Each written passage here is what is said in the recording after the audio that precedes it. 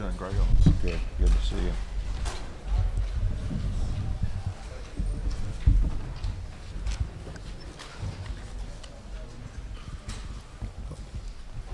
Okay, if everyone's ready, we'll get started. And once again, I ask that once we start, please do not leave the room. Thank you. Question up front.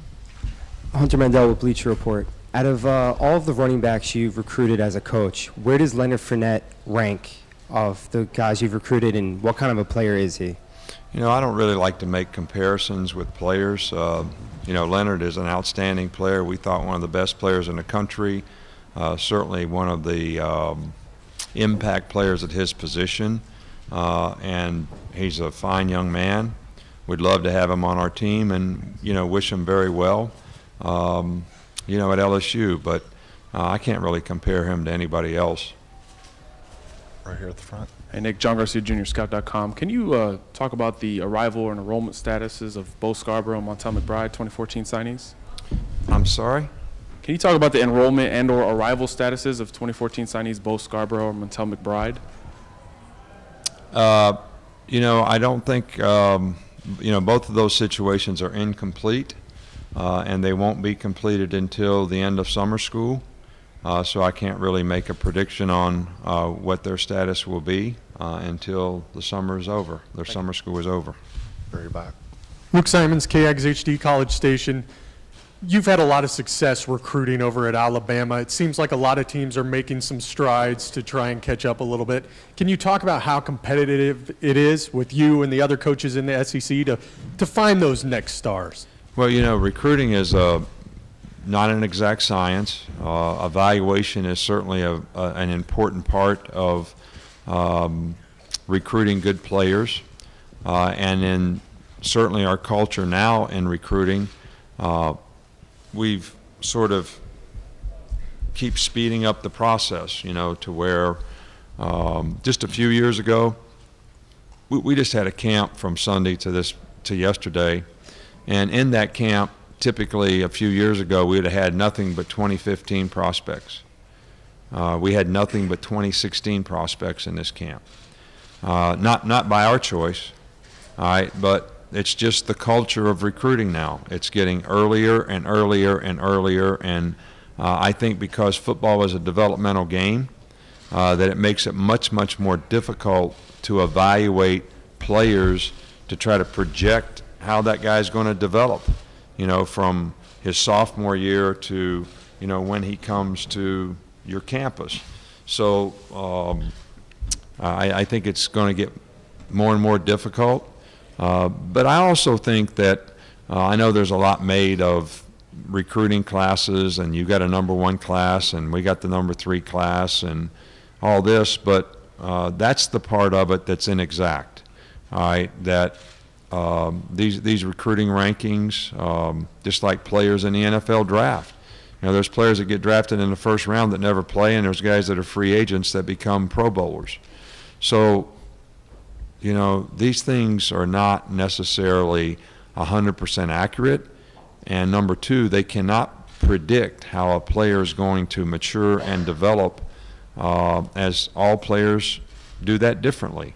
So I think it's very competitive in our league, but I think that everybody in our league realizes the importance of recruiting and how you need to have really good players if you're going to have a really good team. Very back. Coach Doc Holliday, ABC 24 Memphis. 2-game losing streak at Alabama is almost unheard of. Coming off that last season, have you used that as focus, as a thing of focus for the players to stay focused and stay motivated? Well, we're definitely in a different situation than we've been in the last few years when we came off of successful seasons, winning a championship, and this year coming off of 2 losses. And I think the emphasis for us is for our players to reestablish their identity, for us to reestablish our identity as a team. And I think to do that, you know, everybody's got to buy in, 100% buy-in to the principles and values that helped us be successful before. Nobody needs to judge, nobody needs to complain, nobody needs to question. You know, everybody needs to buy in to the things that have helped us be successful and submit to the things that they need to do to be successful.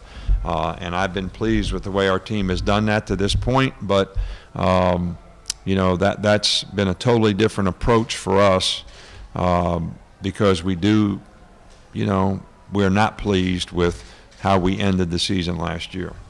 Right over here. Coach Sheldon Haygood, Fox 6 out of Birmingham. Jacob Coker, he hasn't been into spring practice. He's 6 weeks with your guys in summer drills with whatever they do. What do you need to see from him in the early part of the fall to maybe make a decision on him? Well, I think that we want to try to see some quarterback on our team, all right, which includes Blake Sims and all the other quarterbacks that we have, that can go and play that position and play winning football at that position and utilize the talents of the other players that we have on our offensive team based on the judgments, the decisions that they make, the accuracy that they can throw the ball with, and the leadership that they can provide so that they can distribute the ball effectively to other good players that we have. So what we expect from Jacob Coker is no different than what we expect from any of the other players, and the player who does that the best is the guy that's going to give us the best opportunity to win, so therefore he'll be the guy that we'll want to play at that position. Back here in the middle. Coach Prentice Elliott, WAT in Knoxville. Fans, media are going to make a big deal of Lane Kiffin's return to Knoxville this year. Is his reception there something that's even on your radar?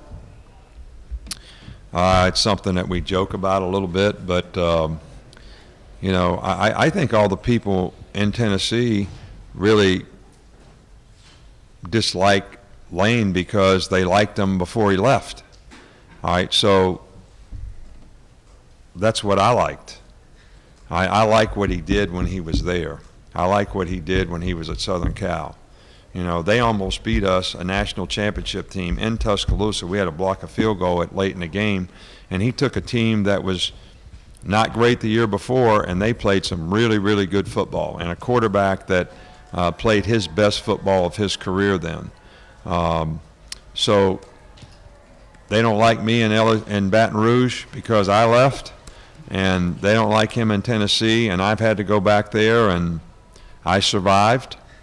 And I think he'll probably survive too, or I hope he does. Back here. Coach, Jessica Evers, WIT 42 in Birmingham. As Alabama's head coach, how do you want your legacy to play out, and what do you want to be remembered for? When will be what? What do you want to be remembered for?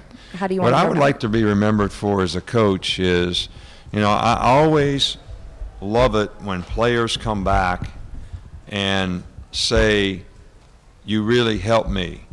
You know, I appreciate what you did to help me be successful. You know, that's the thing that makes me feel best about being a coach.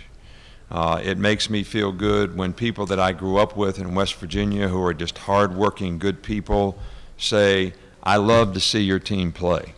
I love the way they play. All right, those are the things that really make me feel good.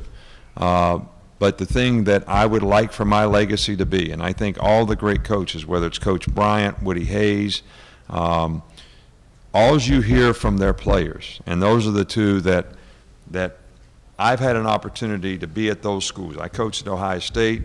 I saw how the players responded to Woody Hayes and what he did to help them. I see now how all of Coach Bryant's players talk about all the lessons and help and things that he did to help them and the impact that he had on helping them. I think if you're going to be significant in this world, it has to be how you affect other people, to me. And that is the thing that I would like for my legacy to be, that there's a whole bunch of players out there that played on our team, that we had a positive impact on their personal development, the fact that they graduated from school, the way their football career went, and how successful they were able to be in life. Right here up front. Sandy Hooper, USA Today Sports. Who are we going to talk about from your team in the next NFL draft? Who are we going to talk about in the next NFL draft? That's good. I mean, all you got to do is watch ESPN. They had guys up there on our team. I mean, before the draft was over, they were talking about all that. So that's the only thing I got to go on.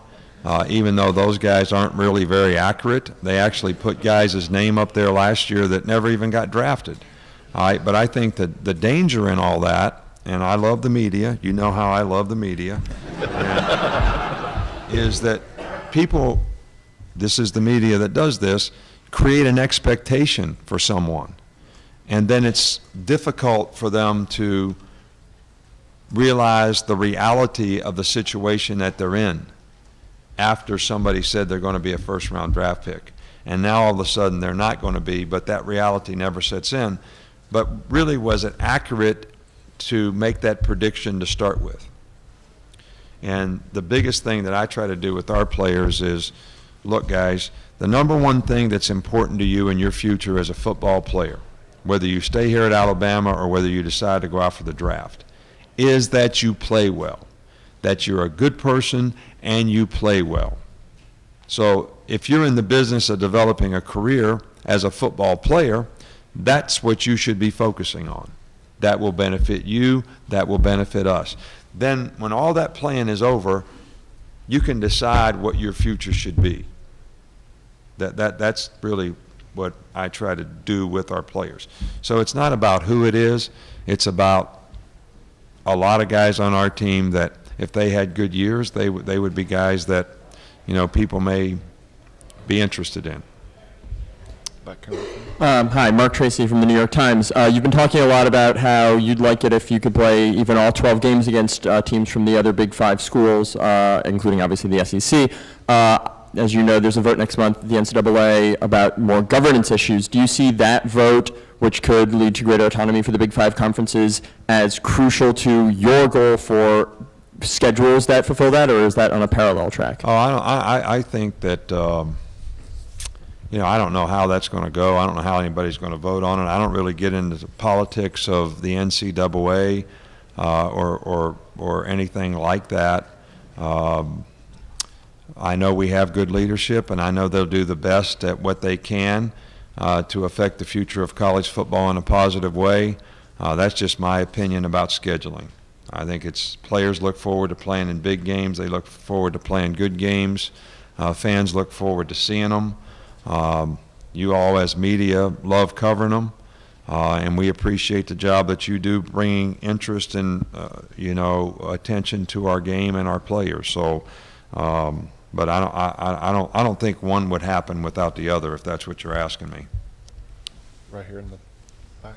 Sarah Hampton, Fox 6 Birmingham. Coach, to put football aside for a second, how is it going to be a grandfather? It's great. It really is. I mean, it's an experience that everybody out there that has children, you have something really, really special to look forward to.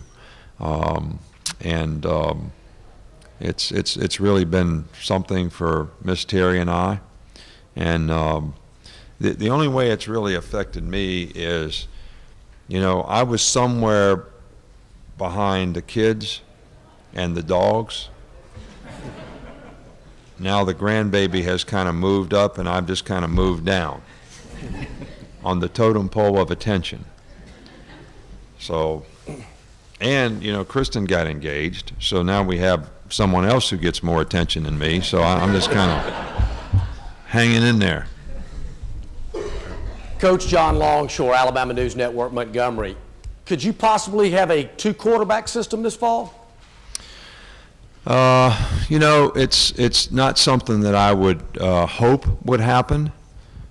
Is it something that I can totally rule out? Not really, because you know, I think the skill set of Blake Sims can create problems for a defense. And so if we wanted to utilize him to do that in some kind of way, I guess you could say that we could possibly have a two-quarterback system. Is it something that we want to have? I've always been a guy that likes the quarterback to be the leader, the guy that everybody can rally around, the guy that has complete confidence, can get the job done for them, and can develop the kind of chemistry that you want to have a successful offensive team and be a team leader, in fact, and impact the whole squad. So I'm not hopeful that that happens, But we would like to utilize the talents of the players that we have, and Blake Sim does have some abilities that can present problems, for a defensive team. Hey, Coach, Jacques Doucet, WAFB-TV in Baton Rouge. 2 years ago, you took your team to LSU. It was a classic game, a huge atmosphere. What are the challenges of taking your team there again this year, and are you excited about being interviewed by Marcus Spears on the SEC Network? Well, I'm really interested in that one, but Marcus Spears, man, Miss Terry used to get so mad at him and Michael Clayton. We used to have a pond, about a 2-acre pond. We had 20 acres of land in Baton Rouge when we lived there, and those two guys came fishing every day. Well, to Miss Terry, the fish were her pets. So everyone they caught, she was mad at them for taking them, keeping them. And so maybe you ought to go interview her, try to make up a little ground with her. But I'm glad to see him doing well. He had a great career. I think, Marcus Spears and Michael Clayton probably were the biggest turning point guys from Baton Rouge that came to LSU when we first went there. Sort of changed the whole culture of the state in terms of recruiting, because those guys weren't going to LSU. The guys in New Orleans weren't going to LSU. So those two big name players buying in, believing in, and they made that decision before we were tremendously successful. So those two guys had a huge impact and have always been two favorites of mine. So I'm really happy to see him doing well, and looking forward, to that interview. But to the second part of your question, it is always challenging to play in Baton Rouge. First of all, the atmosphere there is difficult for any team, but also, more importantly, they always have a great team. They've got really good players. They're very well coached. Les has done a fantastic job there. I mean, the consistency that they've had with quality teams and good players is, really hard to match and difficult to compete against, and we have a tremendous amount of respect for their players, their team, the coaches, the job that they do, and a very difficult atmosphere to play in. Hey, Nick, Jeff Spiegel, WBMA Birmingham. You certainly can't believe everything that you read, but it sounds like Texas was willing to pay you a little bit of cash to go coach the Longhorns.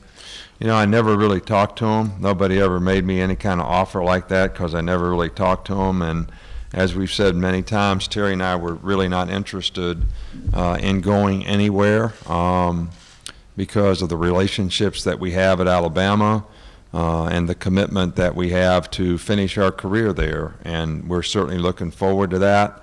Look, we moved around a lot, and at this station we just weren't interested in having a bunch of people not like us for whatever reasons, and go someplace else and try to build something that we felt like we'd like to continue to try to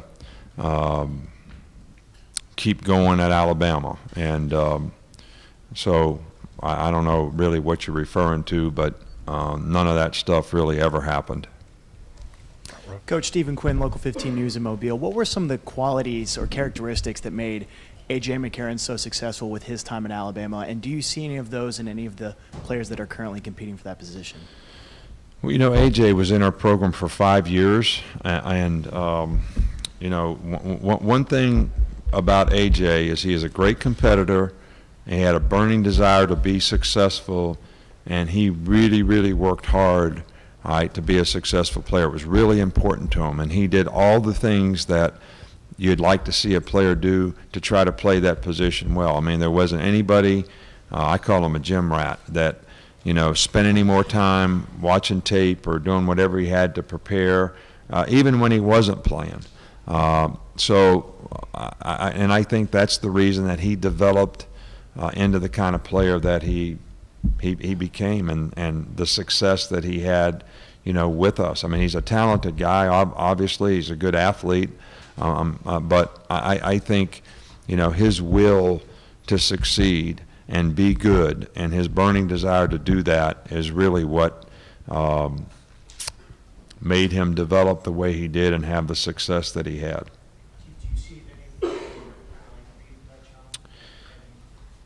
I think every one of the guys that we have on the team at that position really want to do that. But, and they have a vision that they would like to do it. But, I always say this when I give speeches, if you're going to be successful, you got to have a vision for what you want to do. You have to commit to a process of things you need to do to be able to do it. I don't care whether it's climb Mount Everest, take a tenth of a second off your 40 time, lose 20 pounds. You have to have a vision for what you want to do. You have to commit to a process. But the third part is you have to have the discipline to execute it every day. And whether it's a diet or climbing Mount Everest, that's where most people fail. Third day of my diet, I'm eating ice cream again. All right, so we're not on the diet anymore. All right, so, and that's the most difficult part of having that, because it requires you to, we all have to make these decisions every day. Here's something that I know I'm supposed to do, really don't want to do it. Can you make yourself do it? And over here, there's something that I know I'm not supposed to do, but I want to do it. Can you keep yourself from doing it? Well, just think, you make that decision probably already a bunch of times a day, me too, everybody in here. But if you're really committed to doing something, how important it is, if you're going to stay on track and stay on process to be able to accomplish the vision that you have, how important it is to do that every day and to have that kind of discipline. So that's the part that we need to see if they can sustain.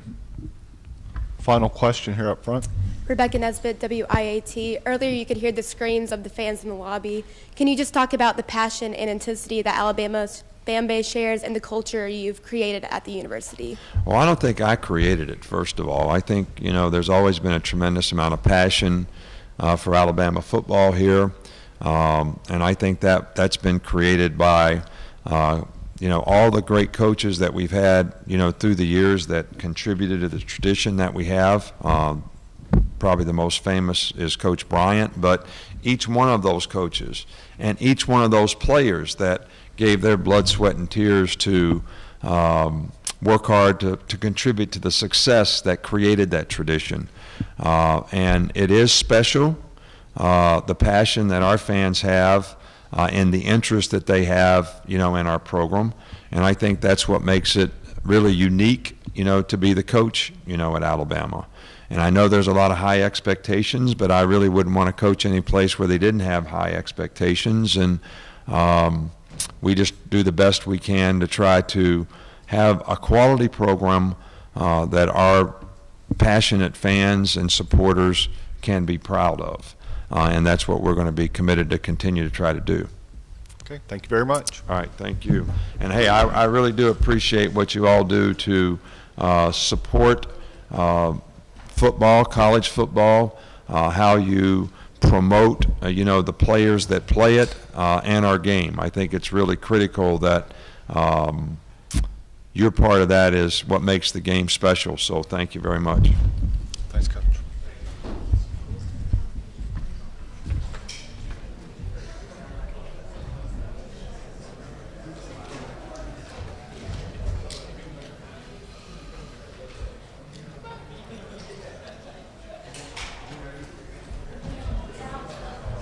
Oh my goodness. Oops.